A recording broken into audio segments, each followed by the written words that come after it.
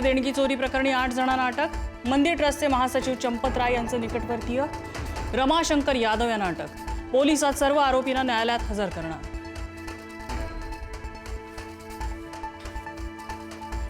अयोध्या राम मंदिर देणगी चोरी प्रकरणी मोठी घडामोड।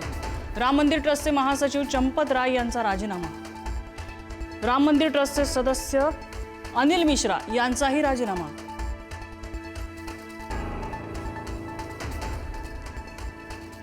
ठाकरे सेनेने राम मंदिरासाठी दिलेल्या 4 किलो चांदीच्या विटा गायब।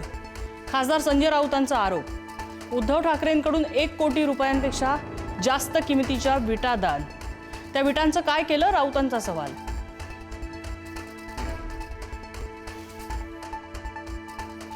उद्धव ठाकरे आणि फडणवीसांचा एकाच विमानानं प्रवास। उद्धव ठाकरे यवतमाळ दौऱ्यासाठी नागपूरला रवाना। उद्धव ठाकरे, आदित्य ठाकरे आणि फडणवीसांची सीट एकाच रांगेत।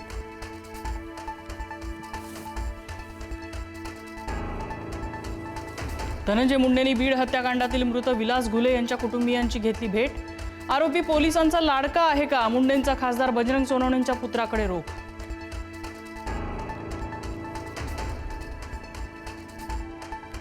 केतनचं टक्कल आणि त्याचं अडखळत बोलणं सियाला खटकायचं। याच कारणांमुळे सियाला केतनशी लग्न करायचं नसल्याची सूत्रांची माहिती।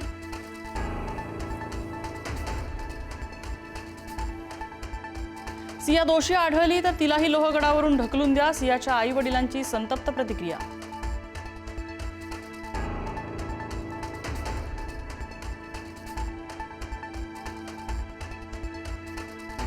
मुंबई लोकल हत्या प्रकरणात मोठी माहिती समोर। आरोपी रोशन 2 महिन्यापासून बॅगेत चाकू घेऊन करत होता प्रवास। मयंकने मारहाण केल्याचा राग अनावर झाल्यानं हल्ला केल्याची कबुली।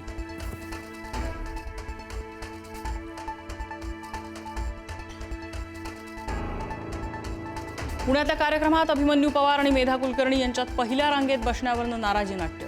हा जागेचा नव्हे जातीचा वाद, मेधा कुलकर्णींचा आरोप। तर कोणत्याही जातीचा उल्लेख केला नाही, अभिमन्यू पवारांचं स्पष्टीकरण।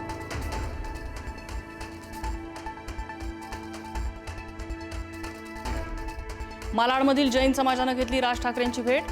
महाराजांच्या जिरेटोपावरील जैन समाजाच्या झेंड्याचं प्रकरण। जैन समाजाच्या शिष्टमंडळानं मागितली माफी। राज ठाकरेंनी पांढऱ्या पट्ट्यांबाबत दिली समज।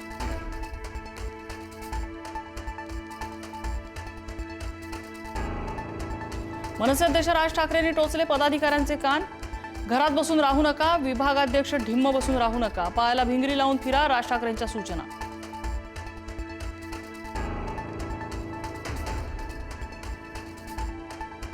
उघड्या मॅनहोलमध्ये मुकादम पडल्याच्या घटनेवर महापौर रितू तावडेंनी व्यक्त केला संशय। महापौर रितू तावडेंकडून सखोल चौकशीचे आदेश।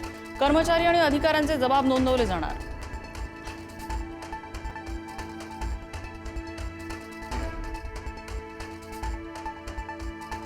व्हेनेझुएलाच्या भूकंपात आतापर्यंत 235 जणांचा मृत्यू, 4300हून अधिक जण जखमी, 39,000 जण बेपत्ता। व्हेनेझुएलामधील हा गेल्या 126 वर्षातला सर्वात मोठा भूकंप।